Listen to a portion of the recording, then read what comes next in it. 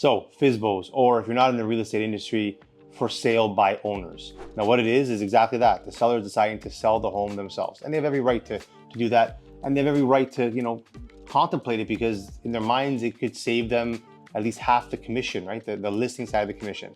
So let's get into the pros and cons of FSBOs. The pros, the saving of half the commission, the listing side, and maybe controlling the process. Although most of our clients want us to take that on for them. And there's statistically a lot more cons associated to selling your own home. Statistically, the homes sell for less. It ranged from 5.5% to 26%. Now let's look at three components to the sale: marketing, negotiating, and we'll even look at post-sale, okay? So let's start with setting the price. You don't want to underprice, you don't want to overprice. You underprice, you leave money on the table. You overprice, you leave the property on the market for too long. You're also prone to potentially, falling prey to your own emotions, because it's your house and you may put value on things that the market doesn't really see value in.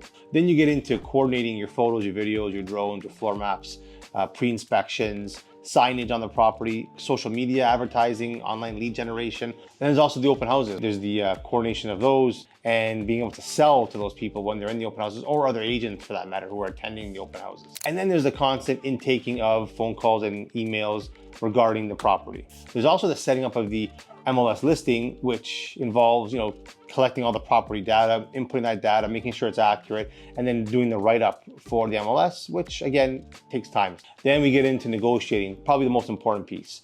And here you need to understand all the comparable properties in your market.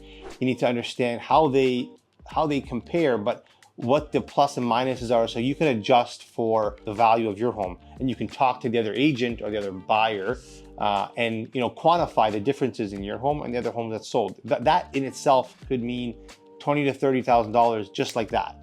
Then when the offers start coming in, you want to review each offer, the conditions in each offer, the implications of those conditions, and those can come in at various times. So if you're working full time, again, this could really impact your day-to-day. And then the most important part of negotiation, which is the negotiating between the two agents, or in this case, the seller and the agent. You're going to be negotiating with someone that probably has more negotiating experience than you do. Then we get into post-sale, and this is more on the inside. So there's the paperwork for the purchase. There's the FinTrack.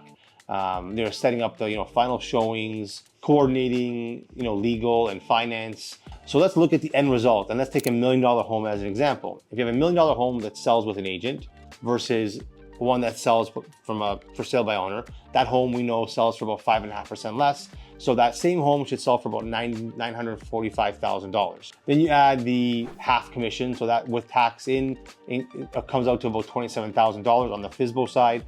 On the agent side, it comes to about $56,500, so that's 5%. So you net $918 on the FSBO side and about $943,500 on the agent side. So it actually costs you $25,500 more to list it and sell yourself. Plus you have to do all that work, potentially spend time away from your own job, which could cost you more money in the end. So at the end of the day, you have every right to sell your own home and to approach it and ask questions about it. But just make sure you understand what's involved, the risks, the time, the work, and then make an informed decision.